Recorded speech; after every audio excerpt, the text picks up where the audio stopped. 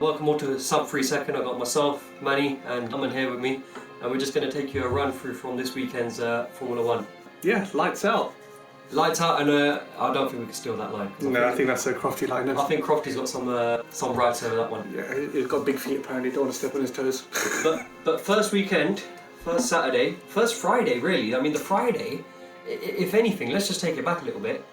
With how the race ran at 3 o'clock, qualifying ran at 3 o'clock, actually one of the most important practice sessions was free practice 2. FP2 was eye-opening. I mean, we had quite a few cars that were going for their red tyre hot laps on Q2, but I suppose that was more because it was a 3 o'clock. We were hoping that those conditions. 3 o'clock. It was closer to a quali sim time. Exactly. It was. I think that was the most realistic gauge of where everyone stands on the grid. Exactly. But actually, do you know where it really gets interesting? It really gets interesting when you see Daniel Ricciardo in 18th. Or the number of Mercedes drivers or engine cars outside the top 10. I mean, just in FP2 alone, I mean, people didn't really pick up on this, but the bottom 5 cars were all Mercedes engine power units. The only one was Lando in 11th place, but that was only FP2. If you were to tell me that Alpha would be finishing, all right, granted it's just free practice, but both the McLaren Mercedes, Aston Martins and Williams would be behind an Alfa Romeo, bookies wouldn't have taken it. And not only that, it was Guan Yu Zhou. Guan Yu Zhou was 15th, followed by Stroll, Hülkenberg, Ricciardo, Latifi and Albon. I mean, Hülkenberg obviously coming in just to cover Vettel this race, but still, I mean, a rookie driver, 15th, I mean, not a fan in terms of the fact that I still feel that Oscar Piastri should be in Formula 1 this year. But still, I mean, for his would have liked to see him, but he's held up his own. He's held up his own. He's proved me wrong. To get to Formula 1, you're going to be an unbelievable driver, and to get points in your first race, which we'll come on to later. I mean, hats off to the guy. I mean, loads of drivers. Speaks well, humble, calm, very calm. I thought all of his PR, his public image, has been pretty brilliant. So let's get on to quali then. So, what did you think about yesterday's quali session? Quali was exciting. I haven't jumped that much in a long time. Not just because of sciatica, but because I was genuinely jumping and excited. If you just go by who was knocked out in P1, in Q1. I would not have had Lance Stroll out. Just based on what we saw from them last year, the powerful Mercedes engine coming up, and this isn't all about engines. It's just Aston had a pretty well-developed car, and could it be that they should have gone with more copycat Mercedes? Not disrespectfully putting it that way, but Yeah, I mean, last year was pretty disappointing for Aston. I mean, the season before, where they had the old pink Mercedes and they were semi-close. I mean, last year it was a little bit disappointing. Obviously, what the regulations did, they didn't change too much. But it affected the higher rate cars, and that's what Mercedes had, and that's obviously what Aston had, and it affected them massively. I mean, they weren't in the points where they were expecting to be. But to go out in Q1 with an Aston Martin rebranded car, both help. And I mean, Hülkenberg, the super sub, outperforming your day-to-day driver. Yeah, I so mean, it's I'm not the biggest Lance Stroll fan. I'm a massive Vettel fan, but even then, to see Hulk come in. Vettel was out because of COVID. Ah, he had COVID. Yes. And we know he's potentially not going to be back next week, or? I don't know about the timelines, not sure. Okay. It changes by country, so. I tell you one thing though, I mean, Daniel Ricciardo in 18th, he had COVID this week as well. And I think that had a massive bear on to where he placed in qualifying. When he went out, he was like, okay, thank you lads. And that was it. It's not normal Danny being disappointed about going out. Yeah. He wasn't the honey badger. No. The honey badger was, somewhat sedate. I was more disappointed for him. I think there's an element of he knows the car's not great this year. No. And I think there was obviously a fact that he had COVID this week. He must have been absolutely drained. You didn't catch COVID, did you? I haven't had COVID. Oh no, I haven't had COVID. I mean, I had it. I was lucky. Yeah. Still, you were groggy for about an additional day after catching it. Yeah. And I'm not an athlete like these guys, but still, it affects everyone differently. To come back from being sick to having to go at it, mate, 20, 30 laps go-karting is a bit like, whew, this is a workout. Pulling out the weight, G-forces and everything, just to have Danny Rick come out there and do all right. But, not the start that McLaren wanted, not by a long shot. But it's going to be quite disappointing for, especially everyone running Mercedes engines, because these engines are locked in for what, 2-3 years? 3 years, I believe. 3 years these engines are locked in, so I mean, it looks like Ferrari's got amazing PU, and obviously that's going to last them, and obviously all the customer teams.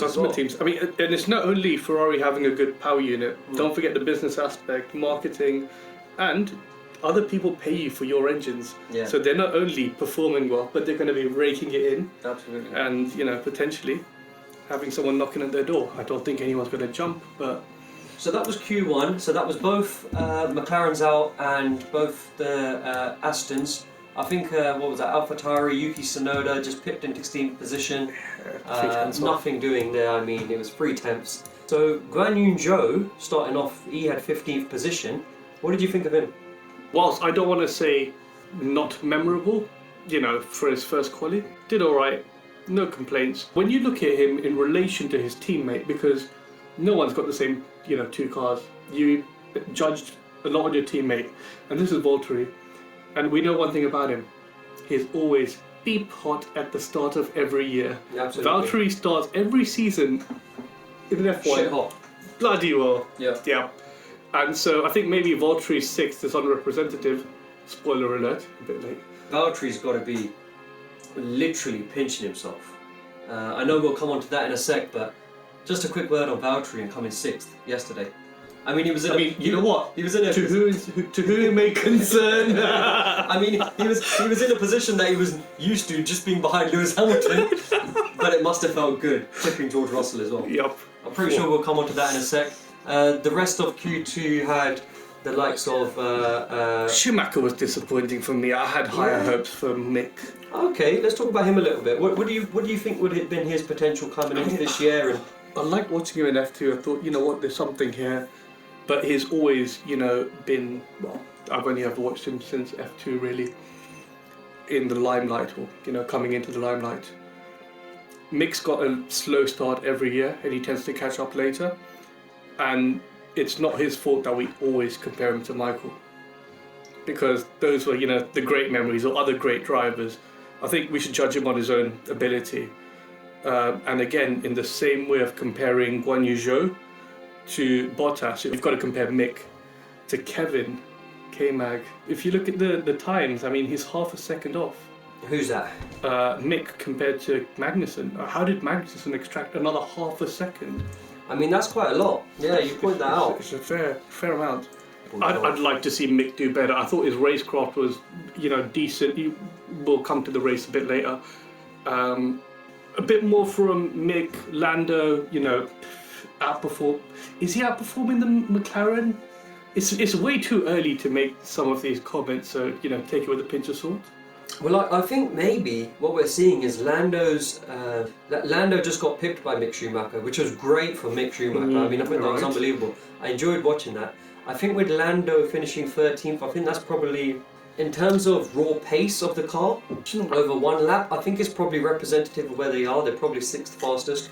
I think where Daniel Ricciardo finished in 18th was more, I think there was COVID, was something to do with that. The fact that he didn't get through to Q2 on that one, and he wasn't that disappointed, I think that has the remnants of something to do with COVID and just being absolutely shattered.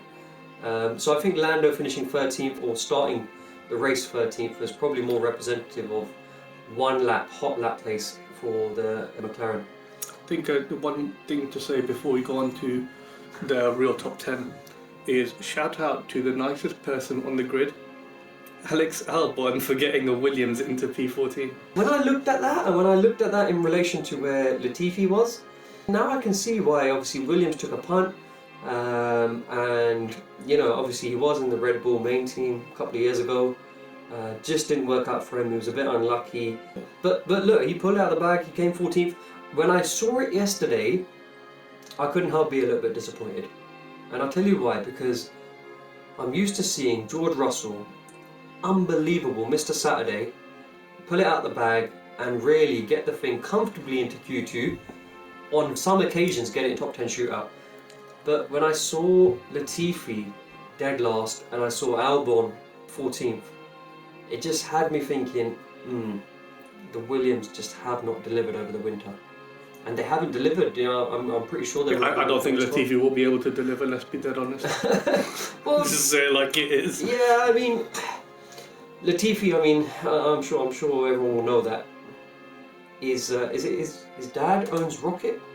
It's a Canadian food distributor or something like that. I can't recall the name. Supermarket. It's like a Costco style Rocket, and that's obviously Williams' main sponsor. And Latifi's in that car. A little bit similar to how we had Mazepin in the car for the Haas, where his dad was the owner of Uralkali. So that's the biggest fertilizer company in the world, one of the biggest. Mm-hmm. So it's a similar scenario there. I mean, Latifi's obviously, if you get to Formula One, you're there on merit. But the thing is, it's hard to see, because when you see there's better drivers coming through, and due to financial reasons, people get a seat ahead of someone else. It is difficult to watch. I think personally, I think it doesn't do the sport any favours. On the other side is, without Rocket or without Uralkali sponsoring Haas last year, the tyres don't spin, the engine don't turn over. Exactly. It's as simple as that. You don't have a car. You don't have, and you know, all those employees. What are they going to do? So I think Albon did all right to get to 14th. My worry with Williams this year is their R&D over the season going to be up to scratch with the other teams? Are they going to be able to extract the maximum performance out of the car? I don't think they can, because I think that this was the year and the opportunity that those back runners from last couple of seasons could have caught up to the front. And it's clear some teams have done that. It's clear that, to me, Williams have not done that. Well, it's funny because the Williams was a better car than last year's Haas, whereas we're seeing completely, as you say, rule change, yes, nailing it is a different thing, but yeah, I would have liked to see a bit more as well. It's just nice to see a Williams, doing something more respect. Yeah. It just wasn't there, was it? It's the history. Well, look. Well, that was BMW Williams, not Mercedes Williams. but from when I started watching, the good old days of Aston Maldonado and Ralf Schumacher. So just to go through who finished out in Q2, that was Esteban Ocon in 11th, Mick Schumacher 12th, Lando Norris came in at 13th, Albon 14th, and Guan Yu Zhou 15th. So got it into Q2, which was pretty impressive, but I think we'll see more of that over the coming season. So then it went to the top 10 shootout. Pretty crazy. I mean, there were 7 different teams in the top 10. I never noticed. Really? 7 different teams in the top 10.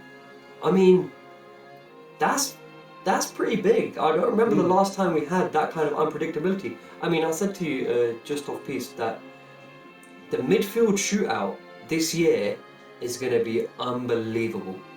For sure. And when you mix in, if Mercedes don't sort out this situation with their porpoising, I mean, they're going to be, they're ahead of that midfield battle, but they're going to be in and amongst it, Anyone stick out like a sore thumb in that top 10? No, in truth, I thought it was a bit of a. I thought Max would probably get pole watching it live, and I thought, Charles had very good laps, but they were slightly scruffy laps. And whilst he still got pole, I thought that there was another 2/10 in that car to go even faster. Now we don't know if they have a heavily quali-focused setup or they knew what they were doing. In hindsight, looks like they did, but I don't think it was the greatest. I don't think any driver put together a lap that they can sit back and say, yes, that was great, except K-Mag and Bottas. I totally agree with you. I think just to before we go into K-Mag, as I say, we're going to need a separate section just for him. He needs his own chapter. But I think the one thing for me, which is going to be really telling this year, is Charles Leclerc is, he's outperformed Carlos Sainz. It's not like it was a front row lockout by Ferrari, or a front row or a second row lockout by the Red Bulls. What we're seeing there is almost Charles outperforming the car better than what Carlos is able to do. And Verstappen, we already know, he's able to outperform his car way better than any teammate he's ever had in the past. Yep. So I think we're going to see something similar to last year, where we had Verstappen and Lewis able to extract way more than Checo and Bottas. So I think that's what we're seeing there, with Charles coming first in pole position. Max, he's going to be in and around it. I mean, he's too good not to. He's too good not to. Frankly speaking, And like him or not. And they're saying that is really his championship to lose. I mean, he's got the number 1 on his car. Without going into the race and just going back to free practices, it did look like it, but it was quite difficult to make a direct comparison because the Ferrari and the Red Bull would generally, from what I saw, test long runs at different times, so you never really knew whether the track evolution and what was happening. What everyone was sure about is that they are the two teams quite clearly ahead of the others. And just to say, that battle, speculating, and just from qualifying, I thought it's like doubles tennis, where you've got one and then a return from Max, and then one from Carlos and a return from Checo. So, you've got 4 drivers in at the mix, ready, to keep going. It's nice to see 4 who can capitalise on a mistake, and maybe with some split strategies, cause a bit of havoc in the race, flurry of pit stops, say. I think, you know what, and I hadn't picked up on this point, the constructors is going to be super, super tight this year. I mean, I wish Ferrari had Toto just to get some extra, spice on top of it with Matteo Binotto's too nice. Yeah, but he's good. I mean, it's good to see the Ferraris back on top, and not to put any conspiracy theories in it, but I think the FIA probably need to check a little bit of the oil consumption on that Ferrari PU. But, got nothing to do with Stefano Domenicali and Ross Brawn there. Absolutely nothing. And I say this as a Ferrari fan, there is no reason to check either. Yeah, after the race, I did see Mattia and Domenicali having a little chat, and I think Domenicali was covering his mouth, so I think... yeah, you did also see him put his hand in his pocket, right? Yeah, he must have been talking about the weather. He probably had an itch on his side. Yep. So the top 4 then were Charles Leclerc, came in at P1 and held pole, followed by Verstappen. Carlos came in 3rd, Checo in 4th, solid by them. And let's just talk a little bit about the surprise package, based on everything we saw. Yep. I think this was, in terms of their natural position, and like oil always floats, Lewis has this ability to float to the top, places that sometimes he maybe shouldn't. Well, he's always got there because he's good enough to. But after free practice and quali, I didn't think they'll be there. Do you think he's the best at doing that? I think he's got this, and it's not just because it's a world champions, but world champions have it. And I think world champions of the past have the ability in qualifying to do it. Who do you think is the best at it though? Schumacher. Hands down, yeah? Done it every year. Okay. Given the car. Now, being totally honest, and this is going off on a tangent. And this is just on quali though? This is on a tangent. I think if Lewis had Schumacher's car, he would do the same thing. Because don't forget, Vettel did the same thing in the Red Bull. When drivers are that switched on in those seasons, they become untouchable. Now, Barrichello did alright sometimes, and yeah, there was some, dodgy, move over on the side, yeah? Yeah, you got team orders. You left your side mirror, your petrol tank's open, just go shut it sort of thing and drive past. But no, you couldn't beat Schumacher in those days. Kimi, he had his time-ish, Mika was great, but in terms of great qualifiers, as in last minute and it's done, Schumacher, Lewis, Vettel. Yeah. Even Alonso had the ability, but his racecraft and overtaking was, different league. He was stunning there, but absolutely. Yeah, I probably agree with you there. doesn't matter which car. I think it's disrespectful to one to say no, this person's better to you, because there are different generations. Yeah. Let's not forget, whilst Hamilton and Vettel went at it, Vettel had the first half of the decade, Hamilton's had the second half. Yeah.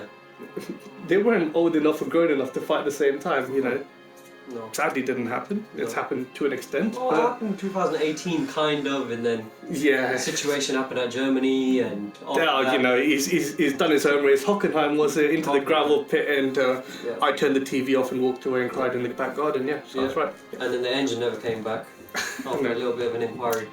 So that's Lewis Hamilton coming in 5th. His teammate George Russell 9th. What do you think happened there for George Russell? So just before this, we had a slight conversation, just because we hadn't talked, we hadn't spoke at all until this afternoon, just before the race, and we're like, hey, what about this? And this was actually as the race happened, and we made the comment that we think George has tried a banzai move that is acceptable at Williams, but not so at the Mercedes. You've got to get your, and it's not the. Talk to me. What do you mean by that? What do you think George has done? George is always great on a Saturday, but at a Mercedes, you are required, probably by contract and by Toto, to be, your minimum is top 5, right? Now, granted, rule change and there's a bit of slippage here and there, but you can't go out there, spin up your back wheels, and then not have enough time to do another lap or whatever. I can't recall fully whether he put a banker in or something like that. We know there's no rain. We're not too sure about track evolution. They both went out on used softs for their first Q3 run. Mm-hmm. On their second Q3 runs, I think George Russell was trying to do a faster outlap. Yeah, he spun his tyres up, didn't he? Yeah, and I think what he was trying to gain was 2 tenths. Ended up really, after the first... Didn't improve, did he? Yeah, after the first corner, just didn't have any rear end. Done for. But you know what? Just back to your point. Look at it as a banker. What do you mean by he can do that at Williams? Just explain a little bit what you mean by that. So, at Williams, being in top 10 or going for that top 10 shootout, it didn't happen for them for so long. That's why he is Mr. Saturday. He can outperform that car and in single lap pace outperform a lot of people with better cars and heavily skilled drivers. When you see George up there, at 10th, 12th, 13th, he's done ridiculously well because law dictates that Latifi is back of the grid. Yeah. And not even being funny, but in all seriousness, yeah. The differential is massive, and he's got the ability over a single lap to be super special. Now, all of that skill, talent, and that special ability he has already exists with the Mercedes.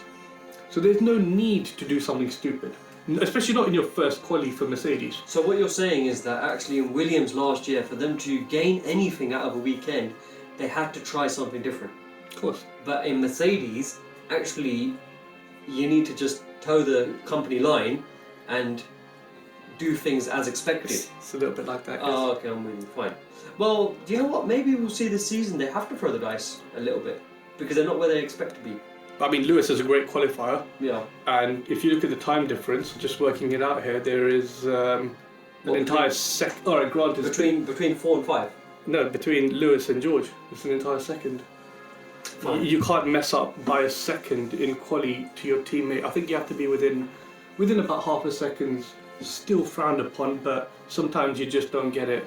Now, I think Toto came out afterwards and said that actually they had ill-advised George to go hard on that outlap.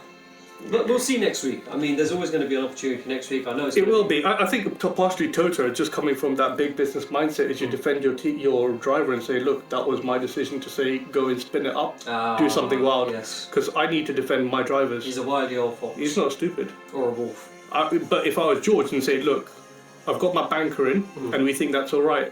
Team decision says, yeah, fine, spin your tyres up, try get more heat in and deliver. We know under these terms, sometimes you get to sector 3 and you can't catch the straight, you're missing apexes. You haven't got the real wheels. You don't get traction out the corners. I think that's what's happened to George, and they maybe did it the wrong way around. So it was an error on George's part? I think it's a mixture of, two halves, but just not the performance he would have wanted to get his first quali out with Big Bad Merc. Fine. And so that was a top 5, including Lewis Hamilton and George coming in 9th. The other ones, which were quite a surprise, we got to go Valtteri Bottas first, who came in 6th, just behind Lewis Hamilton, a place where he's used to being. However, in that Alfa Romeo, 6th, I bet Kimi wished he didn't retire so early. Oh yeah, let's be honest. Kimi doesn't care. What do you say? Whoa. Yeah. The Iceman. The Iceman. Yeah. Will you miss Formula One? Did I watch it? Well, I watched quali. It was blah. You know. Are you happy for Alpha? Blah. Yeah. You happy for Ferrari? Blah. Yeah. Yeah. That's just. So what do you think of Valtteri's performance in qualifying? I think he's done a Valtteri by the book. You know, Valtteri is like the sun. After it sets, it comes up again, and at the new season, he's right on top. He's cyclical. I just hope he can keep it up, because it was nice to see him there. It's nice to see happy Valtteri. And seeing Alfa Romeo in the top 10, I know sometimes we used to see Raikkonen was on the cusp, Giovinazzi was on the cusp last year, 11th, 12th, 13th, 14th, but to see them quali quite comfortably in 6th, I mean, that's going some. That's going some. I think as I say, that Ferrari power unit is going to pay dividends from this year. I mean, if you look, 1, 2, 3, is that 4 out of 10? 4 cars. So I think it's almost an even split between the Red Bulls. We've got a Renault in there as well. We've got a Renault for good measure. So I mean, it is Fernando. You expect nothing less. So we got 4 Ferrari engines, 3 Red Bull engines, or whatever they call the Red Bull Racing Rubberette. Yep. RBPT powertrains, 2 Mercedes and 1 Renault on the Alpine. So Valtteri, good performance, P6. Starting the race in P6. Not bad going there. Next man up, Magnussen. Didn't have a drive 2 weeks ago. Situation happening, in terms of Russia invading Ukraine, and which meant that the team made a decision to pause or get rid of suspend. one of the worst drivers on the grid. Well, I think the first step is they got rid of their sponsorship. They suspended their sponsorship with Uralkali, which is their main sponsor. I think they get something like 200 million. 200 million from Uralkali. Owner is Mazepin's father. Owns Uralkali. He is a Russian oligarch. They suspended that. The FIA, I think, came out and said that Russian drivers can still compete, just not under the banner. Neutral flag. Neutral flag. But in the end, Haas made the decision to terminate Mazepin's contract. And on short notice, got K-Mag in. I mean, look, we're not here to comment on whether that's the right or the wrong decision, but as a driver, don't believe that he should have been part of the grid anyway. Okay, but look, I mean, there's one thing for certain. If last year we saw Mick Schumacher outperform Mazepin week in, week out, whether that was on qualifying and on the race day, and now we're seeing K-Mag come in with a week and a half's notice, hasn't done the training, has said that his neck's been under serious tension being in this car due to the load of the G-forces, and outperforming then Mick Schumacher, who's been used to the car. And done testing for it. He's done the testing sessions, He's done Barcelona testing, where was it testing? Bahrain testing, and K-Mag's had, a week and a half, and outperformed. Well, let's be honest, he's had, 3 practice sessions and all systems go. I mean, that is some serious going. By 6 places. I mean, do you know what? That's experience showing, because he's been around, Mr. Magnussen. Experience, it does talk. And so just I think not only for the team's benefit, for Mick's benefit, to have someone that you, not necessarily, I don't know whether he looks up to him or not, but to have an experienced partner would be beneficial for Haas.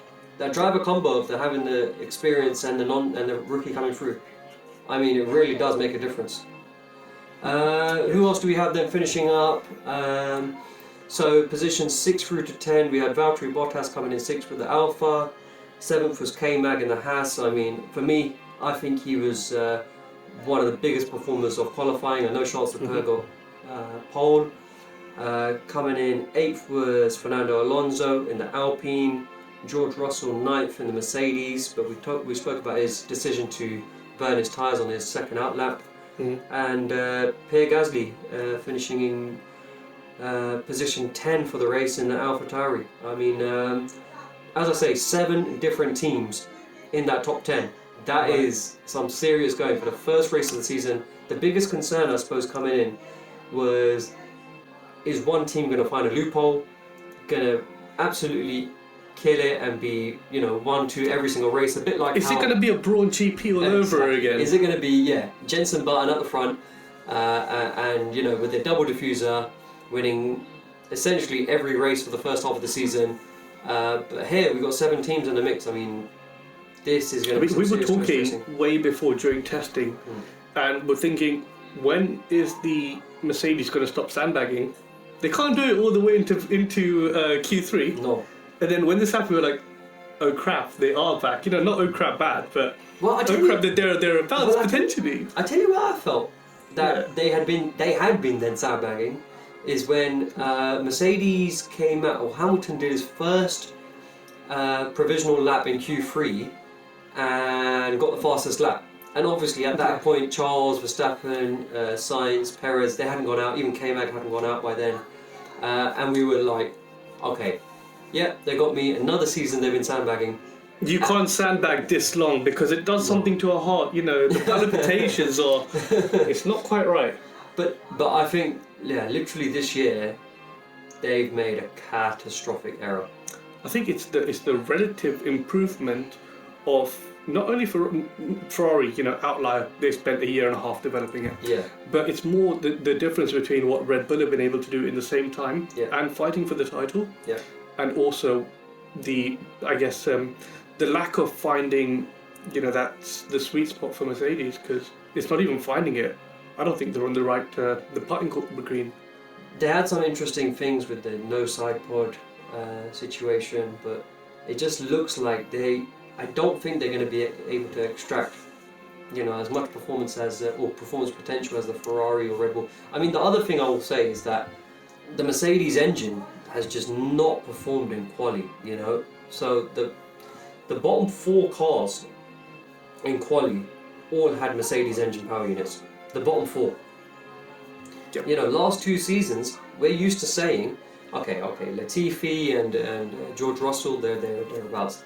But we're used to seeing the Alphas down there. We're used to seeing the Alpha and the Haas, yeah. We're used to seeing the Haas down there. They're Ferrari power units. We're used to sometimes seeing the Ferrari, sometimes just about squirming into Q2. The number of times that they've dropped out, P11. Now, to defend them, and with my slight Ferrari bias, to defend Ferrari? Yeah, I think we try to get 11th because then we get a freedom of choice of tyres. But in all seriousness, no, it's embarrassing for them. Yeah, but right. You know what? It seems like embarrassing for Mercedes for this year, but for Ferrari, it seems like they've done something right until someone checks that oil. Any final thoughts on the first qualifying of the year? It made me want to. The hours went slow until the race. Every 2 hours, I was looking for new news, new interview, a new comment, and reading the same thing from Sky Sports to ESPN to F1.com. Don't forget to like, share, and subscribe, and leave a comment below.